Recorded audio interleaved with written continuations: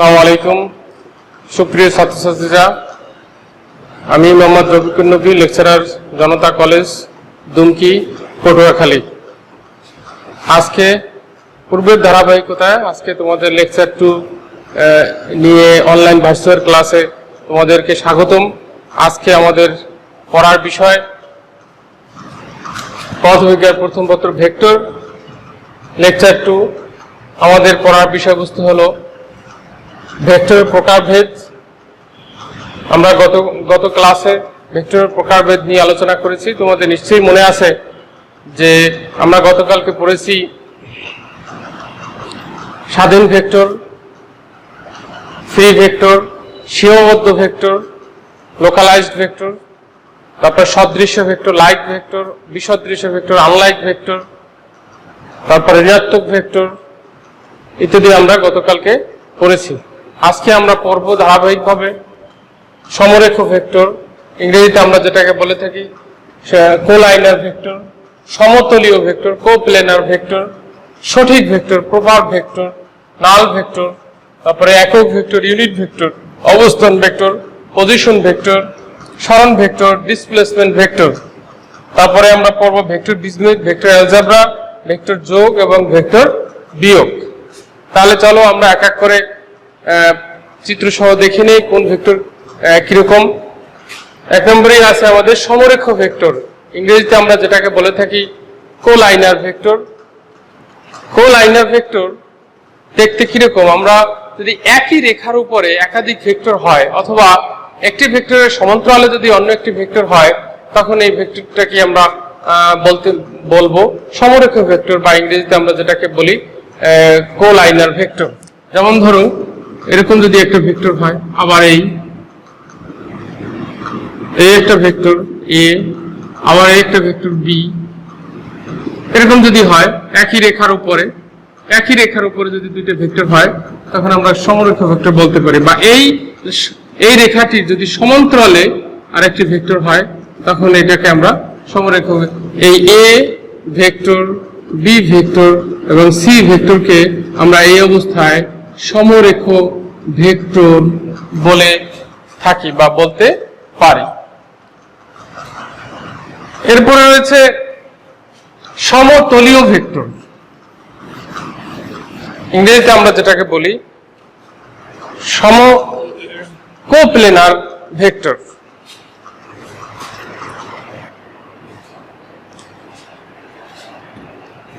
কোপ্লেনার vector গুলো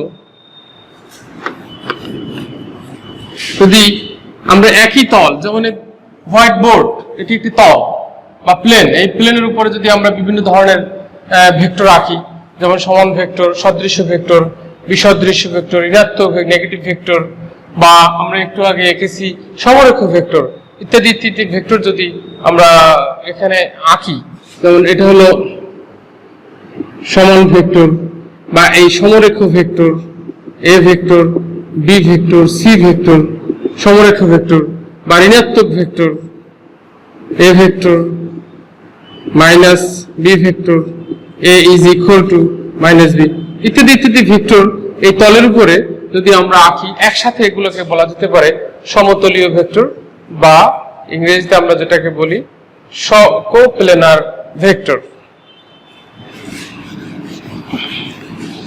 এরপরে রয়েছে সঠিক ভেক্টর। সঠিক ভেক্টরকে আমরা ইংরেজিতে বলি প্রপার ভেক্টর। প্রপার ভেক্টর বলতে আমরা বুঝি যে ভেক্টরের কোনো না কোনো মান আছে, যে ভেক্টরের মান আছে তাকে বলে প্রপার ভেক্টর। অর্থাৎ কোনো ভেক্টরের মান যদি শূন্য না হয়, তখন সেই ভেক্টরকে আমরা বলবো প্রপার ভেক্টর বা সঠিক ভেক্টর।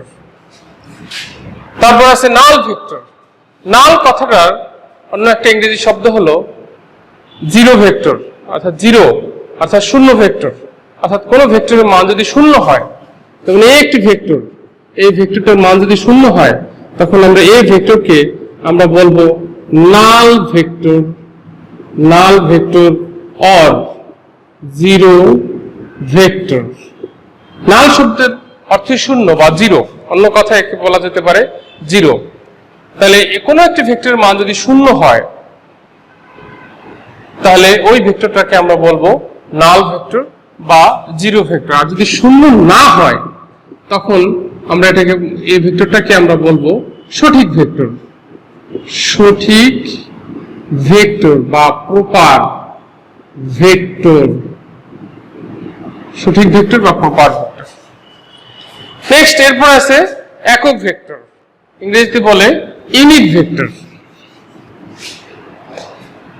ইউনিট ভেক্টর হলো কোন ভেক্টরের মান যদি শূন্য না হয় তাহলে ওই ভেক্টরকে, আবার বলি যে একক ভেক্টর হলো, প্রথম কথা হলো যে যে ভেক্টরের মান 1 একক বা 1 একক তাকে বলে একক ভেক্টর। সহজ ভাষায় সংজ্ঞা হয়ে গেল যে যে ভেক্টরের মান 1 একক তাকে বলা হয় একক ভেক্টর। এখন আমরা একক ভেক্টর পাবো কিভাবে? একক ভেক্টর পাবো ইউনিট ভেক্টর। কোন ভেক্টরের মান যদি শূন্য না হয়, অর্থাৎ ভেক্টরটি যদি প্রপার ভেক্টর হয় বা সঠিক ভেক্টর হয়, তাহলে ওই ভেক্টরকে ওই ভেক্টরের মান দ্বারা ভাগ করলে ওই ভেক্টর বরাবর একটি একক ভেক্টর পাওয়া যাবে। এখন কোন ভেক্টরের মান যদি একক হয় তাহলে সেই ভেক্টরকে একক ভেক্টর বলা হয়। এখন আমরা পাবো কিভাবে? ধরি এ একটি ভেক্টর, আমরা ইতিপূর্বে পড়েছি ভেক্টর রাশির প্রকাশের ক্ষেত্রে আমরা পড়েছি একটা ভেক্টর রাশিকে আমরা প্রকাশ করি উপরে অ্যারো চিহ্ন দিয়ে। তাহলে এটার মান প্রকাশ করি কিভাবে? আমরা মান প্রকাশ করি উপরে অ্যারো, দুই পাশে মডুলাস চিহ্ন, অথবা শুধু ওই অ্যালফাবেট ব্যবহার করেও আমরা ভেক্টরটিকে প্রকাশ করতে পারি। যেমন এই ভেক্টরের মান এ অ্যারো, দুই পাশে মডুলাস, অর অথবা শুধু এ, শুধুমাত্র এ দ্বারা আমরা এই ভেক্টরের মানকে প্রকাশ করতে পারি। আরেকটা কথা আগে বলে রাখি যে একক ভেক্টরকে স্মল লেটার এবং উপরে অ্যারো চিহ্ন না দিয়ে হ্যাট চিহ্ন বা টুপি চিহ্ন দিয়ে প্রকাশ করা হয়।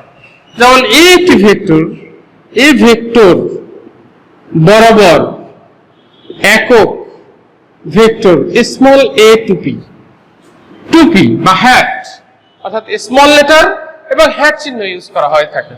একইভাবে বি ভেক্টর বরাবর একক ভেক্টর স্মল বি টুপি। তাহলে স্মল, তাহলে আমরা যদি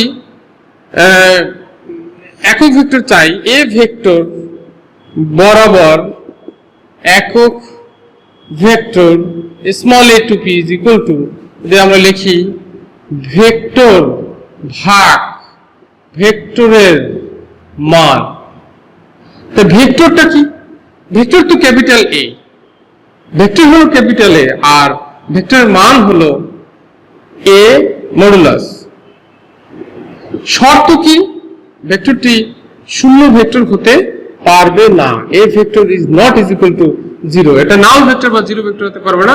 এটা অবশ্যই একক ভেক্টর বের করতে গেলে অবশ্যই ভেক্টরটি সঠিক ভেক্টর হতে হবে বা এর কোনো না কোনো মান থাকতে হবে। অর্থাৎ শর্ত হলো এ vector is not is equal two 0। আমরা যদি চিত্রকে দেখাতে চাই, যদি একটা ভেক্টর হয় এ, একটি ভেক্টর, এটাকে যদি আমরা 1 2 3 4 5 এরকম যদি 5টি ক্ষুদ্র ক্ষুদ্র ভাগে বিভক্ত করে থাকি, স্মল এ টু পি, স্মল এ টু পি, স্মল এ টু পি, স্মল এ টু পি, স্মল এ টু পি। এখন এই ভেক্টর তাহলে কি দাঁড়ালো? 5টা ক্ষুদ্র একক দ্বারা দাঁড়ালো। এখন যদি স্মল এটাকে আমরা বাম পাশে নিই, একক ভেক্টর ইজ ইকুয়াল টু, এটা হলো ভেক্টর ভাগ 5, 5টি হলো ভেক্টরের মান, অর্থাৎ কতটি ভেক্টর এখানে রয়েছে, কতটি ক্ষুদ্র একক বা ইউনিট এখানে রয়েছে, তার মান হলো 5। তাহলে কি দাঁড়ালো? একক vector is equal two vector ভাগ ভেক্টরের মান। অবশ্যই এ ভেক্টরটি is not is equal two 0। শিক্ষার্থীরা, এটা হলো একক ভেক্টর। অর্থাৎ আমি আবার বলি, যে ভেক্টরের মান শূন্য নয় অর্থাৎ সঠিক ভেক্টর, সেই ভেক্টরকে ওই ভেক্টরের মান দ্বারা ভাগ করলে ওই ভেক্টর পরে একটি একক ভেক্টর পাওয়া যাবে। ভেক্টরটি অবশ্যই শূন্য ভেক্টর হতে পারবে না, এটা একটি সঠিক ভেক্টর হতে হবে। আশা করি নিশ্চয়ই তোমরা এটা বুঝতে পেরেছো, একক ভেক্টর।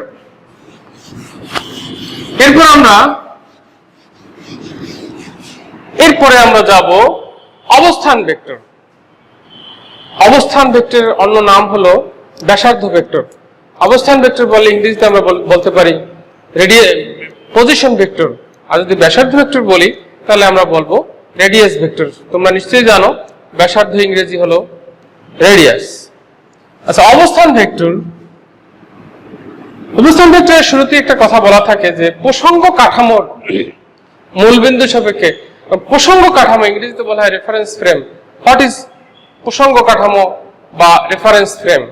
রেফারেন্স ফ্রেম তিন ধরনের হতে পারে, একটা হলো একমাত্রিক, দ্বিমাত্রিক এবং ত্রিমাত্রিক। আমরা একটা দ্বিমাত্রিক প্রসঙ্গ কাঠামো আঁকি। তোমরা নিশ্চয়ই ক্লাস নবম এবং দশম শ্রেণীতে এক্স অক্ষ ওয়াই অক্ষ এঁকেছো, সেরকম একটা রেফারেন্স ফ্রেম বা প্রসঙ্গ কাঠামো আমরা আঁকি। এদিকে এক্স অক্ষ আর এদিকটা হলো ওয়াই অক্ষ, এটা হলো মূল বিন্দু। এটাকে বলা হয় এই কাঠামোর মূল বিন্দু, অর্থাৎ প্রসঙ্গ কাঠামোর মূল বিন্দু। এখন প্রসঙ্গ কাঠামোর মূল বিন্দু সাপেক্ষে কোন একটি ভেক্টর যদি এদিকে এক্স অক্ষ বরাবর এক্স পরিমাণ বা ওয়াই অক্ষ বরাবর ওয়াই পরিমাণ হয়, তাহলে এখান থেকে এই আমরা যদি এটুকু যোগ করে দিই, এইটা একটা ভেক্টর হয়, তাহলে এ ভেক্টর এখানে এক্স কমা ওয়াই, অর্থাৎ প্রসঙ্গ কাঠামোর মূলবিন্দু সাপেক্ষে কোন একটি বিন্দুর অবস্থান যে ভেক্টর দিয়ে বোঝানো হবে ওই ভেক্টরকে বলা হবে অবস্থান ভেক্টর। অবস্থান ভেক্টর, অবস্থান ভেক্টরকে ব্যাসার্ধ ভেক্টর বলা হয়ে থাকে। সেক্ষেত্রে ব্যাসার্ধ ভেক্টরটিকে স্মল আর অ্যারো চিহ্ন, স্মল আর অ্যারো চিহ্ন ব্যাসার্ধ ভেক্টর দ্বারাও প্রকাশ করা যেতে পারে। তাহলে আমি পুরো সংজ্ঞাটি আবার একবার বলি যে প্রসঙ্গ কাঠামোর মূলবিন্দু সাপেক্ষে, প্রসঙ্গ কাঠামোর মূলবিন্দু সাপেক্ষে কোন একটি বিন্দুর অবস্থান যে ভেক্টর দিয়ে বোঝানো হয় সেই ভেক্টরটিকে অবস্থান ভেক্টর বা ব্যাসার্ধ ভেক্টর বা ইংরেজিতে পজিশন ভেক্টর অথবা রেডিয়াস ভেক্টর বলে থাকি। তোমরা এই সংজ্ঞাগুলো পরীক্ষায় অ্যান্সার করার ক্ষেত্রে অবশ্যই তথ্যীয় অ্যান্সার বা উত্তরের পাশাপাশি অবশ্যই তোমরা চিত্র ব্যবহার করবে। তোমরা নিশ্চয়ই জানো যে পদার্থবিজ্ঞান একটি চিত্র এবং গাণিতিক নির্ভর সাবজেক্ট। সুতরাং এখানে শুধু লেখার উপর মার্ক 1/3 অথবা 3/1 ভাগ, অর্থাৎ কোন একটি প্রশ্নের সাথে রিলেটেড বা সম্পর্কিত চিত্র না দিলে ওই প্রশ্নটি উত্তর কখনোই যথাযথ হয় না। এই জন্য তোমরা প্রশ্নে হয়তো বলা থাকবে না চিত্র দিতে, কিন্তু অবশ্যই প্রশ্নের সাথে যথাযথ চিত্র উল্লেখ করবে। এরপর আছে সরণ ভেক্টর। সরণ ভেক্টর ইংরেজিতে আমরা বলে থাকি এটাকে ডিসপ্লেসমেন্ট ভেক্টর। Displacement vector. আবার আমরা একটা প্রসঙ্গ কাঠামো আঁকি, এখানে এক্স অক্ষ তো ওয়াই অক্ষ।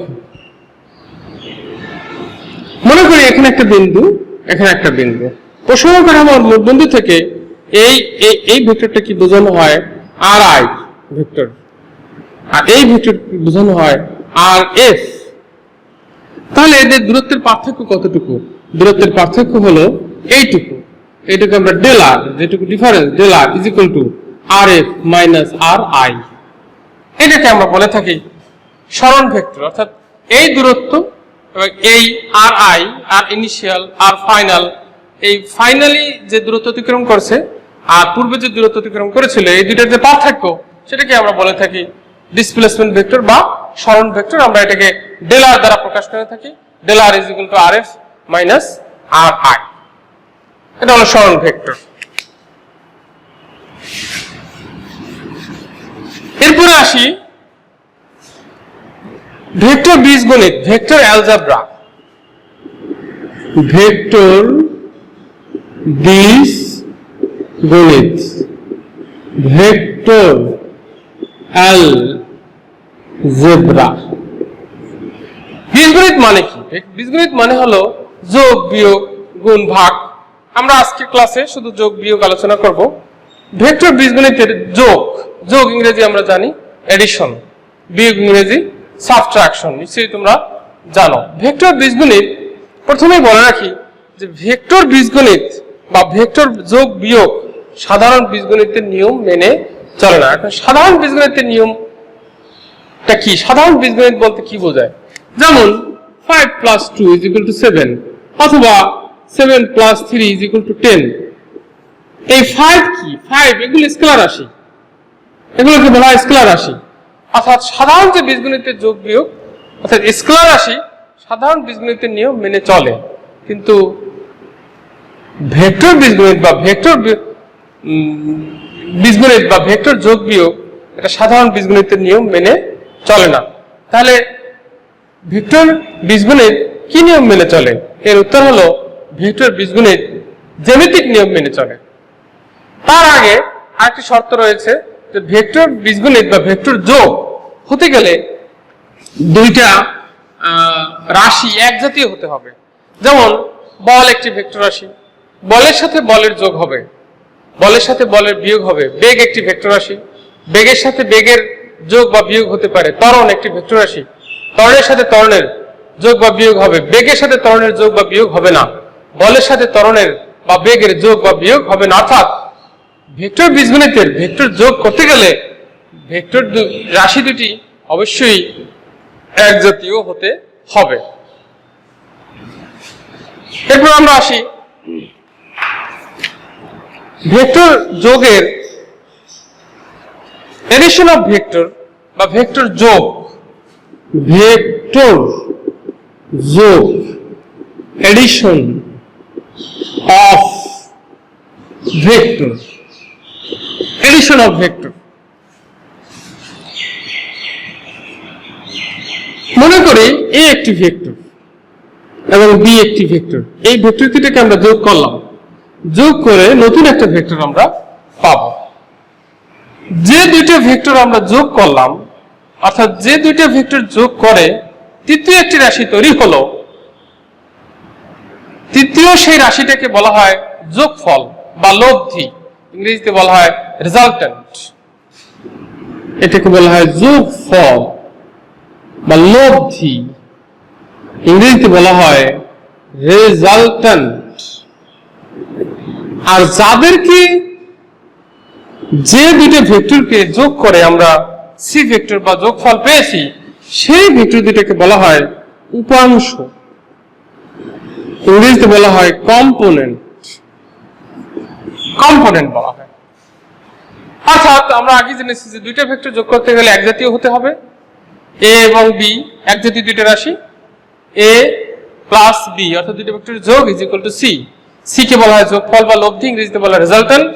আর এ ও বি যে দুইটা যোগ করে আমরা নতুন একটা ভেক্টর পেয়েছি সেই ভেক্টর দুইটাকে বলা হয় ভেক্টরের উপাংশ বা কম্পোনেন্ট।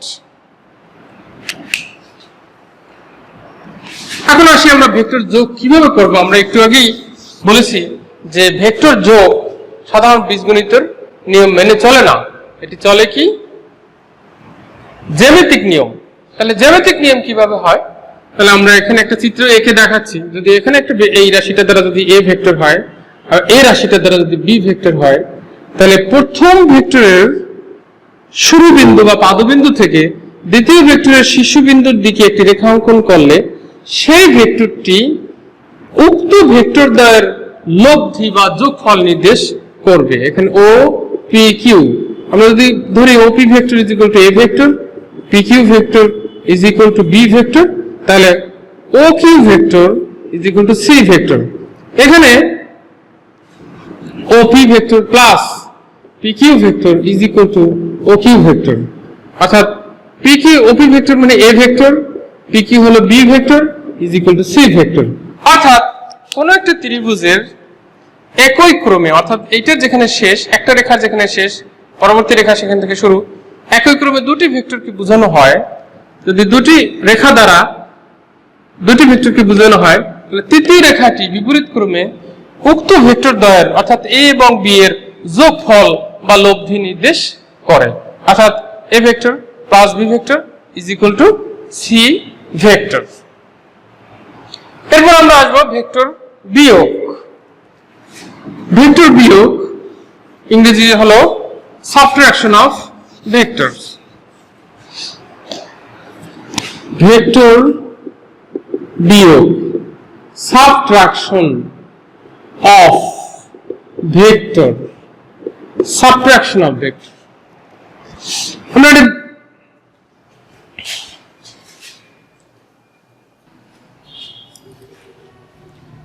ভেক্টর বিয়োগ সাবট্রাকশন অফ ভেক্টরস।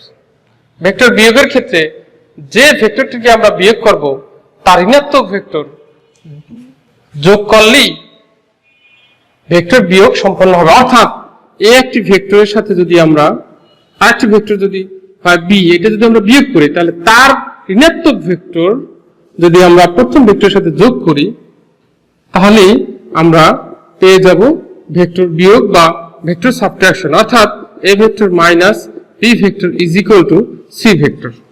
এটি অন্যভাবে বোঝানো যেতে পারে যে আমরা যদি একটা রেফারেন্স দ্বিমাত্রিক রেফারেন্স ফ্রেম আঁকি তাহলে মূল বিন্দু এটা এক্স অক্ষ, ওয়াই অক্ষ, এই পর্যন্ত যদি হয় এ ভেক্টর, আর আমরা জানি এই অংশটা অল পজিটিভ, আর এই অংশটা হলো ওয়াই অক্ষের জন্য নেগেটিভ। এখান থেকে যদি এ ভেক্টর এখানে হয়, এখানে যদি হয় বি ভেক্টর, আমরা জানি এই অংশটা বি মাইনাস হবে, কারণ ওয়াই অক্ষের জন্য এটা হলো ওয়াই প্রাইম, এটা ওয়াই অক্ষের জন্য নেগেটিভ।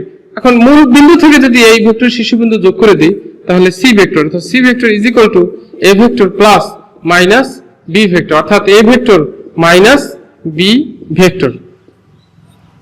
এটাকে বলে ভেক্টর বিয়োগ। তাহলে সুপ্রিয় শিক্ষার্থীরা, তোমরা এগুলো মূল বই থেকে পড়বে অত্যন্ত কেয়ারফুলি এবং প্রয়োজনীয় স্থানে লাল কালি দিয়ে আন্ডারলাইন করবে, কারণ তোমাদের এমসিকিউ রয়েছে এই বিষয়বস্তু থেকে। সুতরাং তোমরা সতর্কতার সাথে পড়বে। আজ তাহলে এ পর্যন্তই। আল্লাহ হাফেজ। পরবর্তী ক্লাসে আবার দেখা হবে।